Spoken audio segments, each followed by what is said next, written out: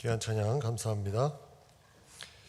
네, 오늘 5월 1일입니다. 우리 서로 한번 인사해 볼까요? 5월도 행복하세요. 서로 인사하겠습니다. 5월도 행복하십시오. 네. 5월은 가정의 달이라고도 합니다. 네, 가정에 하나님의 은혜와 사랑이 가득하기를 간절히 축복합니다. 네, 요즘에는 그 시간이 가정에서 보내는 시간들이 많다 해서 최근에 기사에 보니까 자녀들이 부모님에게 받는 영향력이 커지고 있다, 이런 기사를 본 적이 있어요. 근데 이거는 꼭 코로나 때문에만은 아닙니다. 왜냐하면 그 전에 스마트폰도 나오고 또 학원도 많이 다니고, 그러니까 아이들이 다른 데서 이 관계성을 제대로 맺는 것이 쉽지가 않은 시대가 와버렸습니다. 근데 거기에다가 코로나까지 터져가지고 학교도 못 가고, 이제 그러다 보니까 가정에 부모님과 함께하는 시간이 많아지는 거죠. 그래서 함께하는 시간이 많다 보니까 이게 영향력이 자연스럽게 가게 됩니다. 그런데 그 시간이 많다고 해서 꼭 그 영향력이 크다고 할 수는 없습니다.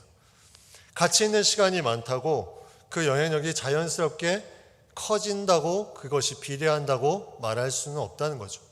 그 안에 어떠한 시간을 같이 하느냐, 여기에 따라서 많은 것들이 변화될 수가 있습니다. 이 설교 말씀을 준비하면서 하나 떠오르는 단어가 있었습니다. 그 단어가 뭐냐면 오늘 설교 제목이기도 한데 거울 부모라는 단어예요. 거울 부모. 제가 신학대학원을 졸업하고 다른 대학원에서 상담 코칭을 공부할 때 교수님이 처음 그때 언급해서 들었던 단어가 이 거울 부모라는 단어였어요. 그래서 이 책에 관련된 책이 있는지 좀 찾아봤습니다. 근데 그 당시에 그거를 공부를 했지만 그 당시 책은 이미 절판이 됐더라고요. 그리고 최근에 그 같은 교수님이 쓴 책이 있었는데 그 제목이 아이 마음이 이런 줄 알았더라면, 이런 제목의 책입니다. 거울 부모의 그런 모습을 그 안에 담고 있는 책입니다. 이 거울 부모라는 말은 이러한 의미가 있어요. 자녀의 숨겨진 감정에 주목하고, 자녀의 장점을 밝게 비추어 주어서 자녀들이 자신을 성찰하게끔 해주는 부모. 그러니까 부모를 보고 자신의 어떤 모습들을 다시 한번 보게 되는, 쉽게 말하면 거울의 모습과 같이 자신을 돌아볼 수 있는 부모, 이것이 바로 거울 부모라는 겁니다. 물론 이 책에서는 그 주된 그 내용은 공감이라는 것에 초점을 두고 있습니다. 부모가 자녀의 마음에 얼마나 공감하느냐, 이것이 자녀들의 그런 부모에 대한 거울로 습득하는 것들이 그 영향력이 엄청나게 크다는 거죠. 예를 들어서 이런 부분이 있습니다. 스마트폰을 계속 자녀가 보고 있습니다. 여러분 어떻게 말합니까? 이제 이렇게 말합니다. 너 지금 몇 시간째 스마트폰 보고 있는지 알아? 너 그거 계속 보면 바보 된다. 아빠 말 좀 들어. 네, 저희 집 얘기가 아니고요. 네, 이거는 머리로 대화하는 방식입니다. 두 번째는 너 스마트폰을 보면 재밌어서 다른 아무 생각도 안 나지. 공부할 생각도 안 나지. 그런데 엄마는 네가 다른 것도 좀 했으면 좋겠다. 이거는 눈높이에 맞추는 대화입니다. 아이의 그런 부분들을 눈높이에 맞추면서 결과적으로는 부모님의 그 마음을 얘기하는 거죠. 엄마는 이랬으면 좋겠다. 근데 세 번째, 이 책에서 말하는 건 세 번째라는 거죠. 스마트폰 보는 게 엄청 재밌지? 엄마도 그럴 때가 있어. 그래서 너한테 그만하라고 하면 짜증이 나겠지? 그런데 지금 계속 스마트폰만 하면 나중에 다른 거 할 시간이 없을 수도 있는데 너는 어떻게 생각하니? 네, 이렇게 말하는 건 어렵겠죠? 근데 아무튼 이론상으로는 이렇게 말하는 초점은 뭐냐면 그 자녀가 생각할 수 있도록 부모가 거울 역할을 하라는 거예요. 뭘 시키거나 부모의 마음을 전달하는 것이 아니라 자녀들이 판단할 수 있도록 거울 역할을 계속 해주라는 겁니다. 그 자녀를 공감하면서. 이런 공감하는 부분들은 참 중요합니다. 근데 오늘 본문에 대한 부분은 사실 공감 측면이라기보다는 약간 거울에 대한 측면을 조금 더 강조해서 오늘 본문을 좀 나눴으면 좋겠습니다. 오늘 말씀에 보면 내 아들아 이렇게 말합니다. 내 아들아. 솔로몬이 자녀들에게 하는 당부의 말이죠. 솔로몬이 자녀들에게 하는 당부의 말. 근데 오늘 읽은 4장의 앞부분에 보면 앞에 5절부터 보면은 4절 뒷부분부터 9절까지 보면은 솔로몬의 아버지가 솔로몬에게 한 말의 내용이 나옵니다. 근데 솔로몬이 자녀에게 한 말의 내용과 솔로몬의 아버지가 솔로몬에게 한 내용이 크게 다르지가 않아요. 이건 무슨 말이냐면 솔로몬이 그 아버지 다윗이겠죠. 다윗에게서 들었던 그 지혜와 명철에 대한 부분들, 이 부분들을 강조하면서 얘기했던 부분들을 솔로몬도 그 자녀에게 그대로 흘려 보내고 있습니다. 이 잠언에는 지혜에 대한 말씀이 상당히 많이 나옵니다. 그래서 31장인데 잠언은 총 그중에 한 장만 빼고는 25장 한 장만 빼고는 모든 장에 지혜가 들어가 있어요. 그리고 명철도 마찬가지입니다. 명철도 잠언에 45번 나오는데 그중에 31장 중에 21장에서 이 명철이 나옵니다. 지혜와 명철, 이 세상을 살아가는 지혜와 명철은 그럼 어디서 나오는 것일까?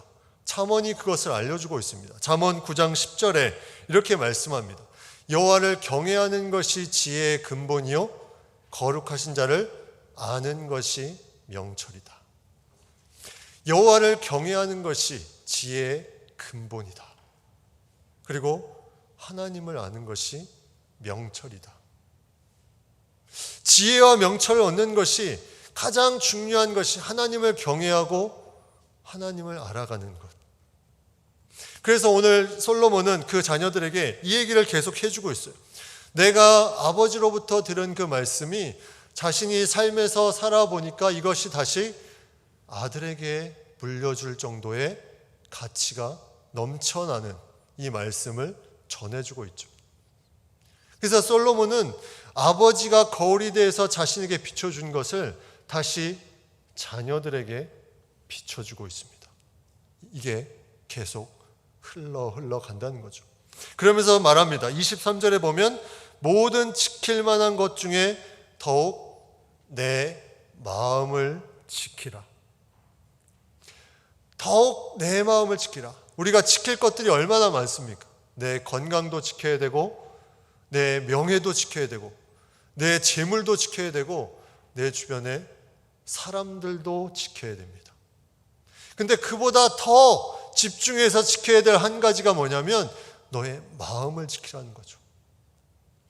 왜냐하면 다른 것을 너무 집착하고 지키다 보면 그것이 달성되지 못하면 좌절하고 우울에 빠질 수 있고 힘들어지게 됩니다.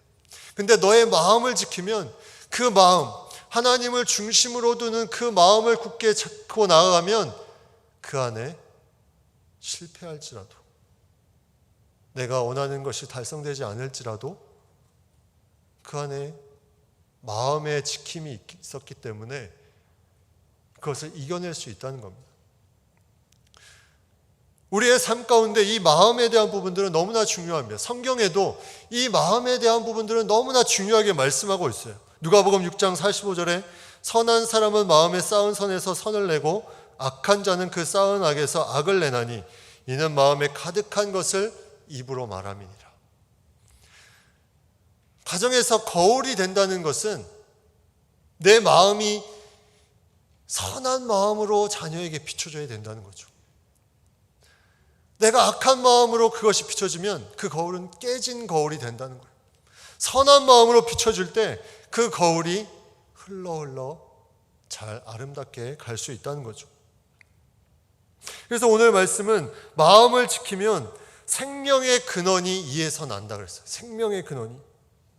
그리고 22절에 보면 그것을 얻는 자에게 생명이 되며 그의 온 육체에 건강이 됨이라. 여기서 말하는 그것은 앞에 얘기한 지혜와 명철이죠.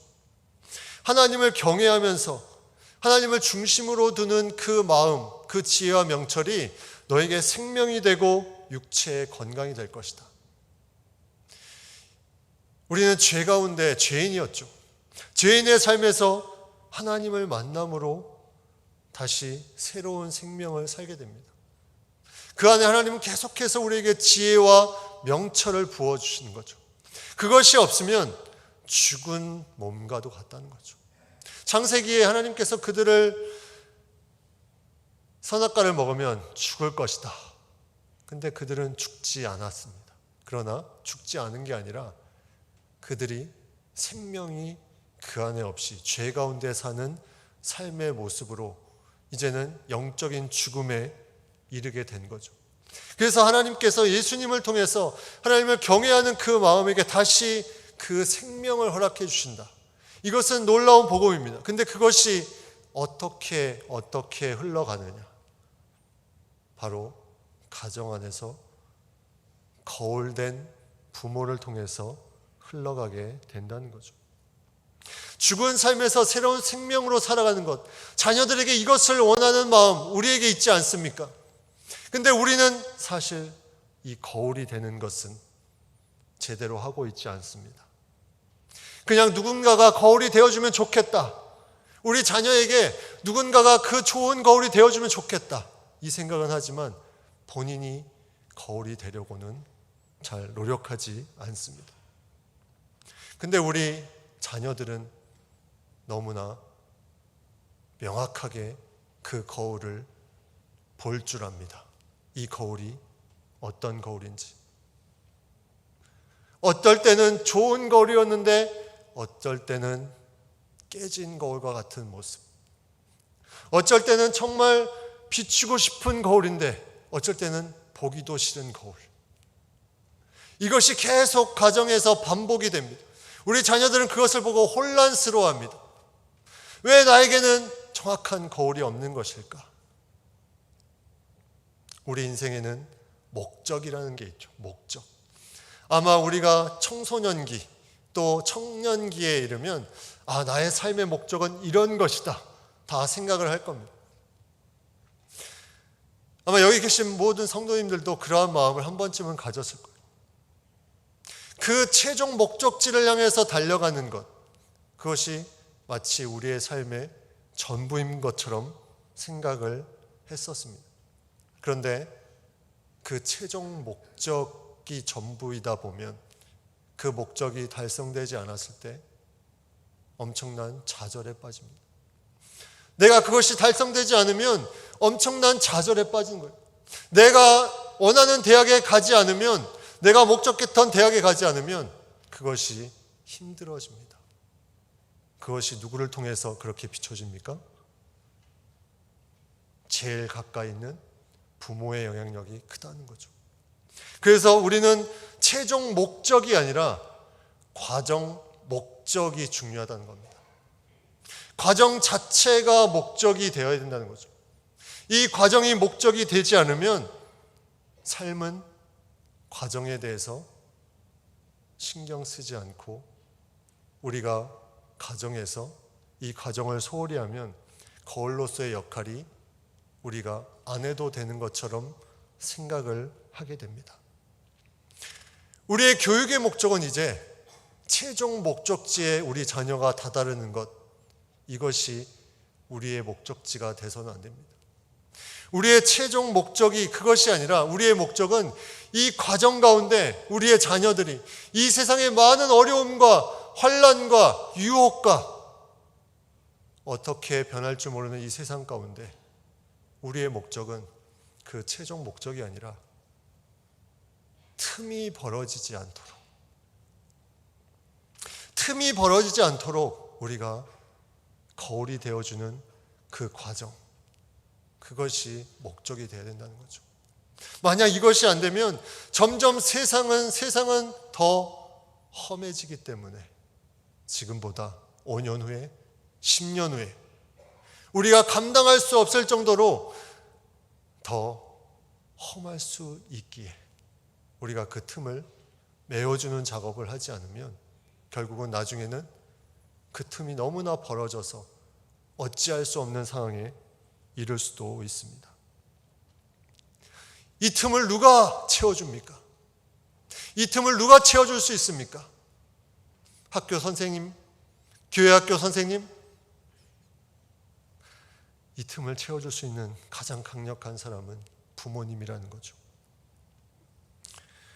틈이 벌어지지 않도록 부모님이 거기에서 무언가를 거울로 비춰줄 수 있다면 우리의 자녀들은 지혜와 명철로 하나님을 의지하는 삶을 살게 될 것입니다. 우리가 그런 과정 목적이 너무나 중요함을 우리가 알아야 됩니다. 솔로몬은 다윗 아버지로부터 이 틈이 벌어지지 않도록 그 거울을 바라봤습니다. 그리고 솔로몬도 자녀에게 그 거울을 비춰줍니다. 계속해서 이 부분들이 계속해서 나타나고 비춰주고 귀한 거울로 이어져 내려옵니다.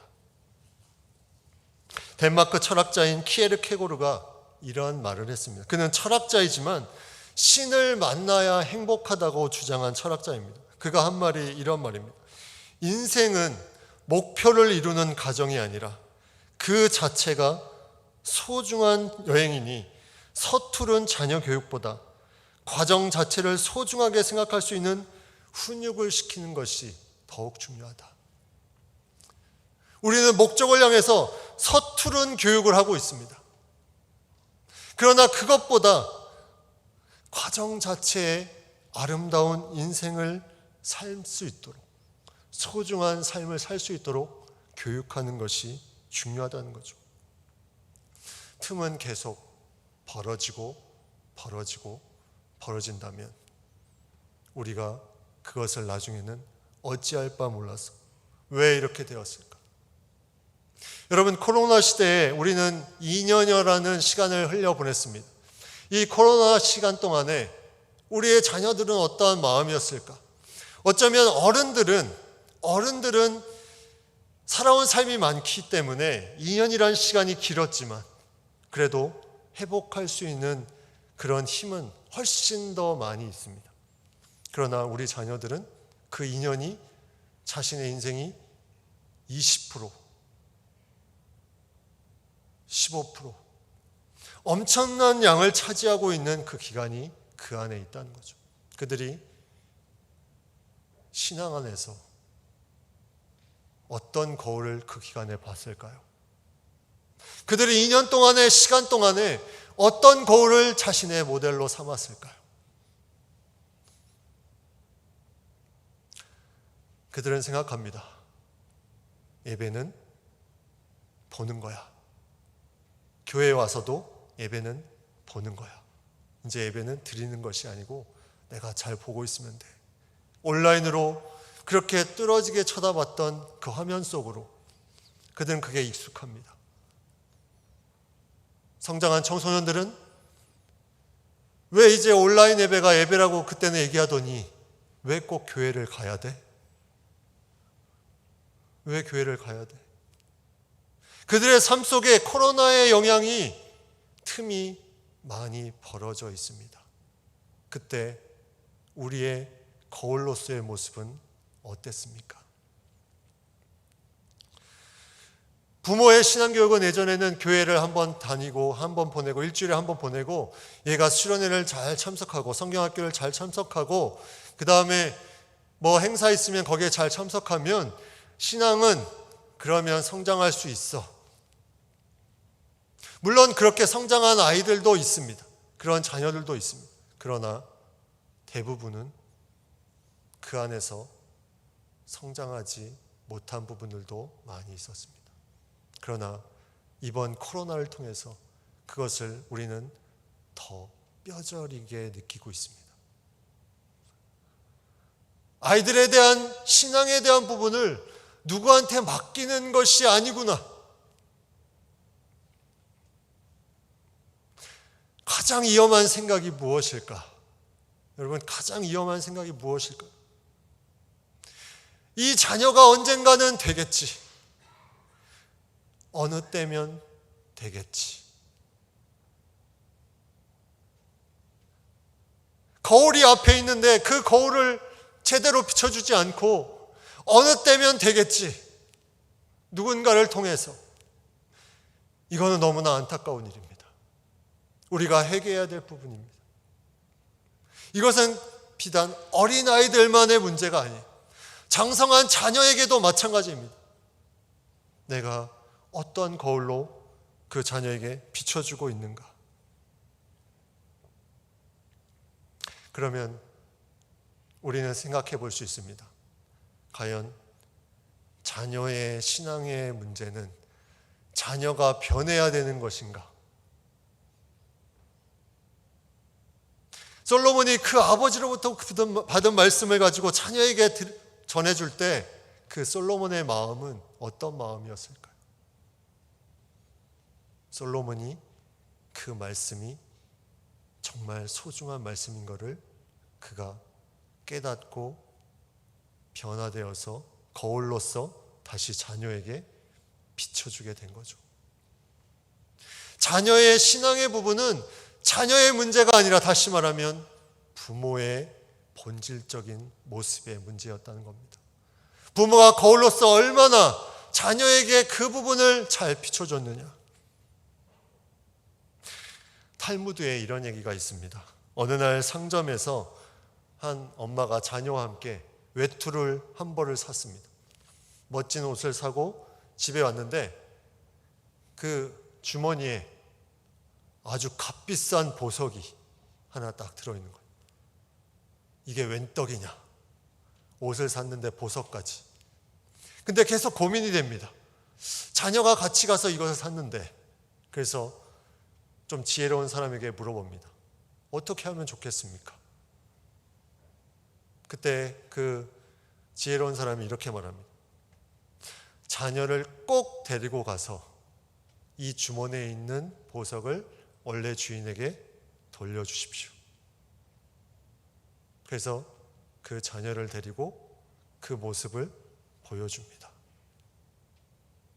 자녀는 그 모습을 보고 거울과 같은 환한 모습을 느꼈을 것입니다.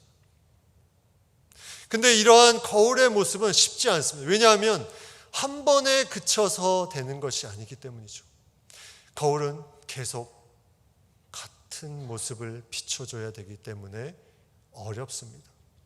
그래서 거울 부모는 어떻게 보면 정말 나 자신을 깨트리고 훈련되지 않으면 그것이 부모로서 감당하기 어려운 부분임을 우리가 생각해 보게 됩니다.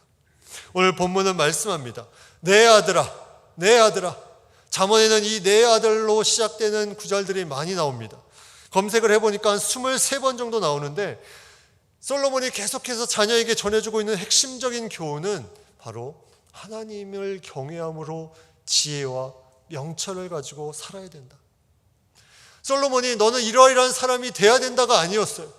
너는 그 과정 가운데 지혜와 명철을 가지고 살아야 된다. 그렇다면 부모로서 그 과정에 어떤 거울이 되어주면 좋을까요? 하나님의 약속과 그 하나님의 성취 가운데 우리는 하나님의 함께 하심을 계속 비춰줘야 됩니다. 하나님이 그 가정 가운데 함께 해주심을 내가 비춰줘야 되는 것. 이것이 신앙의 거울 부모로서의 역할이라는 거죠. 오늘 본문은 그러한 말씀을 하면서 세 가지에 대한 부모에 대한 자녀에 대한 마음을 얘기합니다.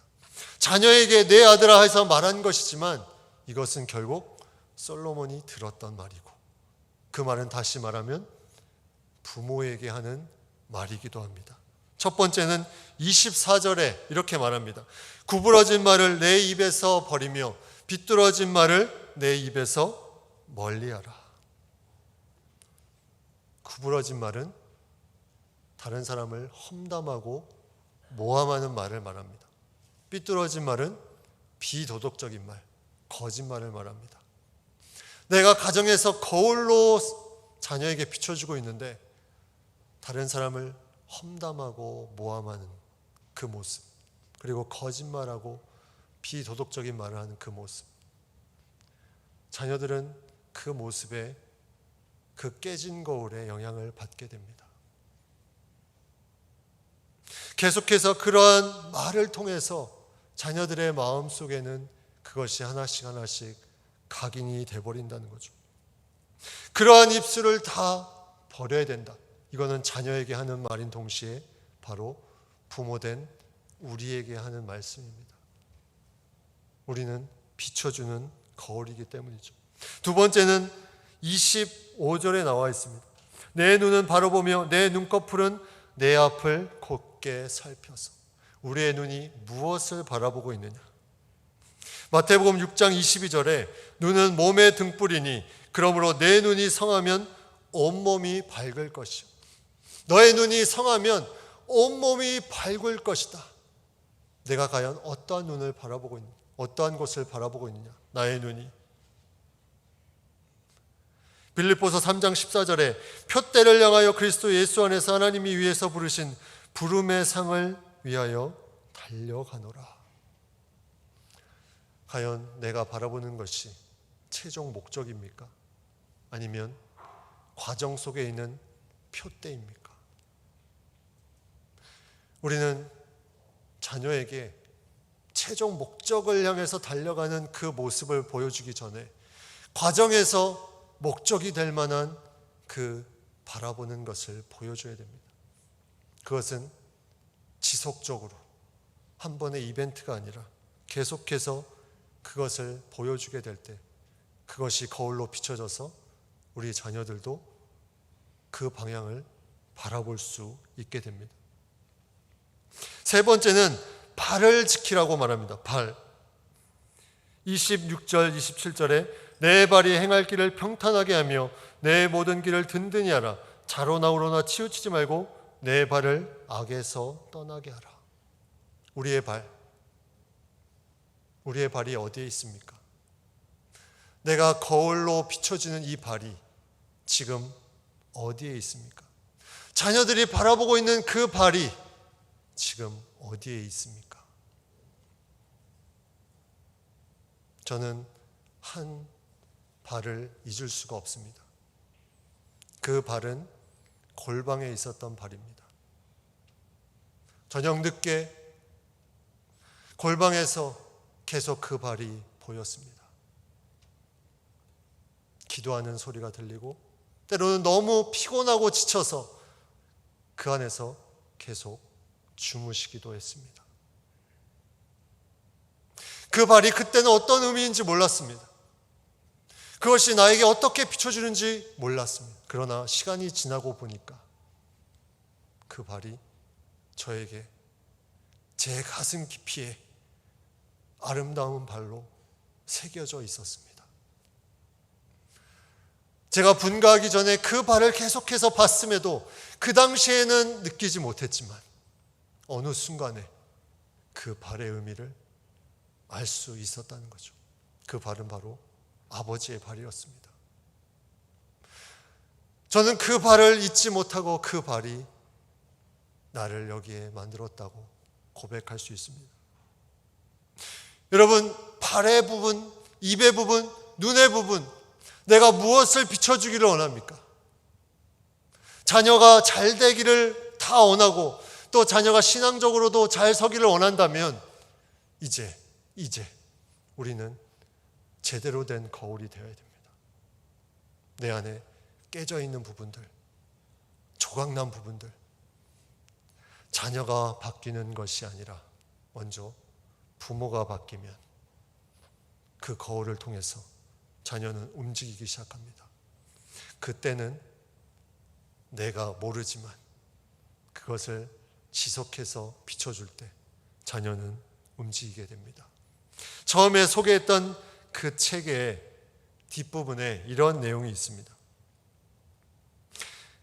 신은 인간에게 자기 자신을 비춰볼 가장 작은 일을 우리에게 주셨다. 다시 말씀드립니다. 신은 인간에게 자기 자신을 비춰볼 가장 작은 일을 우리에게 주셨다. 이 말은 다시 말하면 부모가 자녀에게 거울의 역할을 하지만 자녀도 부모에게 거울의 역할을 한다는 거죠. 솔로몬은 그 어려움 가운데 아버지의 말씀을 가지고 자녀에게 전했습니다. 그런데 솔로몬의 삶이 어땠을까요? 그는 이 잠언을 그의 삶의 절정기에 아름답게 표현했는데 그의 노년의 삶은 어땠을까요? 이방신을 섬기고 이방의 여인들과 음란을 행합니다. 거울이 깨져나가기 시작합니다. 그 잘 쌓아왔던 거울들이 깨지니까 그 아들이, 그 르호보암이 지혜와 명철이 없어서 나라가 갈라지게 됩니다. 우리의 거울로서의 역할, 이것은 우리에게, 부모에게 준 사명이기도 합니다. 우리의 입과 눈과 발이 아름다운 발로 비춰져서 그 거울이 흘러 대대로 믿음의 유산으로 전해지는 복된 가정들이 다 되기를 간절히 축복합니다. 기도하겠습니다. 하나님, 당연히 되는 것처럼 우리가 생각했습니다. 언젠가는 되겠지 하고 우리가 착각했습니다. 주님, 우리의 그런 마음들을 용서하여 주시고 이제는 우리가 하나님께서 기뻐하시는 귀한 거울로 잘 비춰줄 수 있는, 그 믿음의 유산을 잘 흘려보낼 수 있는 거울로 우리 자녀들에게 비춰지게 하여 주시옵소서. 그래야 우리 자녀들도 그 거울을 바라보며 또 다른 거울이 되어서 그 후손에 비출 수 있는 놀라운 복의 근원이 되게 하여 주시옵소서. 예수님의 이름으로 기도드립니다. 아멘.